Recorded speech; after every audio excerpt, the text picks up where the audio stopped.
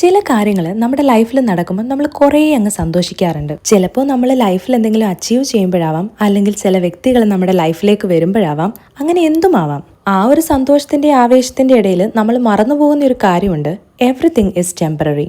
നമ്മൾ ഇന്ന് അഹങ്കാരത്തോടെ പറഞ്ഞു നടക്കുന്ന പല കാര്യങ്ങളും നാളെ നമ്മുടെ കയ്യിൽ ഉണ്ടാവണമെന്ന് യാതൊരു ഉറപ്പുമില്ല. എന്റെ മൈൻഡിൽ മിക്കപ്പോഴും വരുന്ന ഒരു തോട്ടാണ്, it's better not to get to close with anyone or anything. എന്നാൽ ഏറ്റവും കൂടുതൽ ഫോളോ ചെയ്യാൻ പാടുള്ളതും ഇതേ കാര്യമാണ്. I know it's hard not to get attached. നിങ്ങൾ തന്നെ ഒന്ന് ആലോചിച്ച് നോക്കൂ.